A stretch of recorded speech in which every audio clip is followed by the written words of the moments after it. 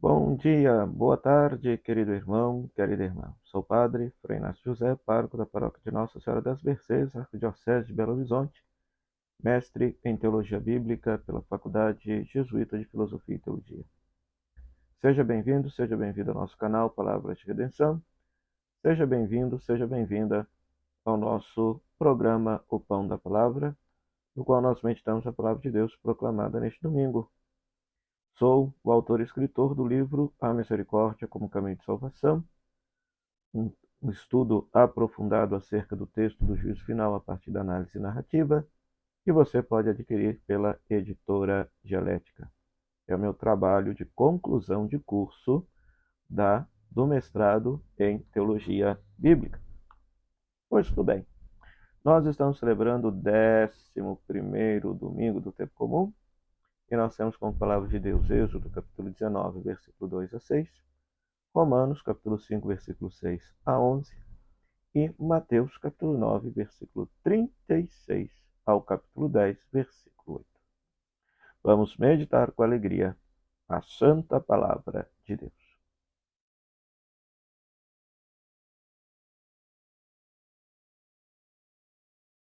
Pois muito bem, querido irmão, querida irmã. Na primeira leitura, nós temos justamente Moisés lá no Monte Sinai,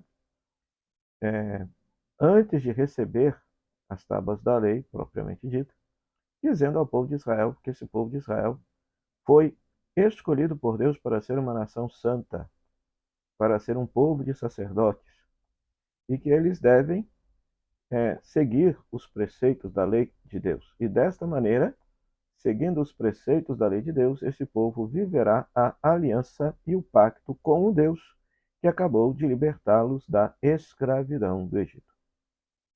Então é muito interessante porque no Antigo Testamento, os códigos legais que eram inspirados, sobretudo, nos grandes códigos legislativos lá da Síria, da Babilônia, o povo de Israel também inspirou a sua legislação religiosa nesses códigos legais e elaborou a relação religiosa do povo com o seu próprio Deus por meio de um pacto, um contrato, uma aliança.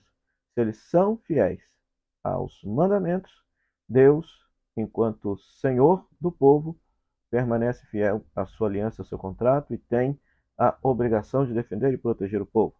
Mas se o povo for infiel ao contrato, aos mandamentos, aos preceitos que o Senhor Deus dá, então Deus não tem mais obrigação nenhuma de guardar e proteger o povo, né? Então isso aí é nada mais e nada menos que os contratos de vassalagem que existia entre os reis e os reinos vassalos de um grande rei, de um grande imperador. Então é na mesma analogia que é elaborada a linguagem religiosa do povo de Deus, né? Pois tudo bem. Então assim está, por exemplo, no livro do Deuteronômio, Então por isso que se tem: Eu sou o Senhor teu Deus, e vós sereis o meu povo, e vocês serão meu Deus, se vocês obedecerem os meus mandamentos. Pois aqui no livro do Êxodo nós estamos prestes a receber os mandamentos, né? Então Deus está dizendo: se vocês forem fiéis à aliança, vocês serão um povo santo, um povo de sacerdotes, um povo separado dentre todas as nações. Um povo separado dentre todas as nações. Então parece que aqui na primeira leitura quer se chamar a atenção para essa questão de que Deus separa um povo dentre todas as nações para ser um povo escolhido por ele, para ser um sinal, um instrumento do próprio Deus em meio a todas as nações. Ora, o paralelo dessa primeira leitura está justamente no Evangelho, quando nós temos o relato do chamado dos apóstolos na versão de Mateus. Na versão de Mateus. Jesus, dentre todos os discípulos, chama alguns para serem seus apóstolos, dá-lhes poder e autoridade para curar doenças, expulsar demônios e pregar a chegada do reino de Deus.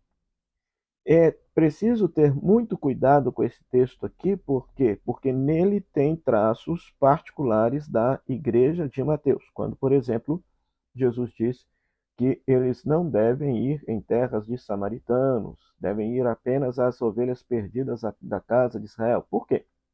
Porque a igreja de Mateus é uma comunidade judaica que não se dá com os samaritanos, então nesse momento parece que esse textinho retrata um pouquinho do fechamento da comunidade mateana para o acolhimento e a missão para com os estrangeiros. Depois vocês verão que na sequência da narrativa essa missão se abre, sobretudo lá no final do Evangelho, quando Jesus diz que os discípulos devem fazer todas as nações discípulos por meio do batismo. Mas aqui há um detalhezinho que vale a pena ressaltar. Em primeiro lugar, é o seguinte, que a missão dos discípulos era a mesma de Jesus. Jesus pregava a chegada do reino e, para mostrar que o reino de Deus estava chegando, fazia curas, curava os doentes e expulsava demônios. Ou seja, nós podemos traduzir as curas e milagres como solidariedade àqueles que mais sofriam naquele tempo. Então, os discípulos recebem da parte de Jesus a autoridade para fazer a mesma coisa que Jesus fazia, né?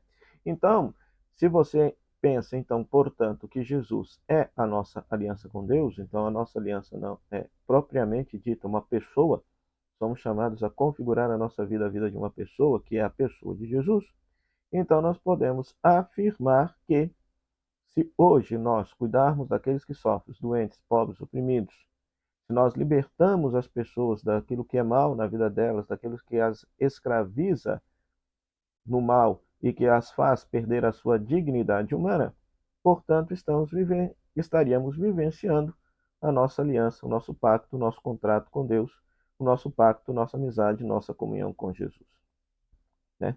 Então, somos discípulos, devemos viver, praticar aquilo que Jesus fazia. Então, Jesus nos deu autoridade para viver e continuar a sua missão, que é de implantar o reinado de Deus na história humana. Já a segunda leitura, Romanos capítulo 5, versículos 6 a 11, ou seja, é um texto que precisaria de fato cair na consciência do povo cristão, pois nos traz uma afirmação contundente, né? A prova de que Deus amou o mundo foi que deu seu Filho amado quando nós éramos pecadores. Se Deus já nos deu tudo por meio da morte de Jesus, quanto mais não haverá de nos abençoar por aquele que está vivo, Jesus ressuscitado, né? Por que é necessário essa leitura cair na nossa espiritualidade? Porque nós ainda vivemos, apesar de sermos cristãos, nos dizemos cristãos, vivemos uma espiritualidade pagã. Nós ainda teimamos em pensar que Deus deseja o nosso mal. Por isso que quando acontece alguma coisa ruim na nossa vida, normalmente as pessoas olham para o céu, reclamam com Deus, perguntam para Deus por que aconteceu isso, de duas formas. Ou porque Deus deveria ter a obrigação de protegê-las do mal, ou porque pensam talvez que Deus as esteja punindo por algum pecado. Pois ambas as mentalidades são uma mentalidade pagã. Paulo foca muito a teologia da graça de Deus, da gratuidade, do amor de Deus para com toda a humanidade. Então Paulo nos ensina, Deus nos ama, Deus, por meio da cruz de Jesus, nos mostrou que Deus está sempre ao lado da humanidade, Deus está sempre a nosso favor e Deus nunca é contrário ao ser humano. O primeiro que quer o bem do ser humano é o próprio Deus. E a prova disso é que quando nós éramos pecadores, Deus em Cristo deu a sua própria vida por nós para poder nos salvar. E segunda coisa, se por meio da morte do Filho Deus nos deu a graça da redenção, quanto mais Deus não haverá de nos dar bênçãos espirituais por meio daquele que está ressuscitado. Então, é para cair na nossa consciência de fato de que Deus deseja verdadeiramente o nosso bem, Deus não deseja o nosso mal em hipótese alguma. E o mal que advém na nossa vida se trata de uma limitação da nossa própria natureza, porque nós não somos perfeitos, então, como nós vivemos numa criação que é imperfeita, mais cedo ou mais tarde o mal, seja ela um conflito, seja ele o conflito, a enfermidade, as situações que entristecem e ferem a nossa vida, existe a possibilidade disso acontecer com qualquer pessoa, né? Então, o mal jamais pode ser recaído, o mal, a responsabilidade do mal jamais pode cair sobre a esse Deus que nos deu absolutamente tudo, todas as bênçãos, todas as graças por meio de seu Filho. Então, nesse 11º domingo do tempo comum, peçamos ao Senhor, portanto, que nos abençoe, nos guarde, que nos conceda a graça de termos a consciência de que somos um povo chamado, um povo escolhido, um povo para ser santo, um povo chamado a oferecer a própria vida como oblação a Deus e ofertar a própria vida como? Ofertar a própria vida vivendo como Jesus viveu, sendo discípulo missionário de Cristo, aprendendo com Jesus a viver e amar, a cuidar sobretudo daquelas pessoas que mais sofrem, dedicando a nossa vida no serviço voluntariado, caritativo, misericordioso para com aqueles que mais sofrem, tudo isso como gratidão a Deus que já nos deu absolutamente tudo em Cristo Jesus.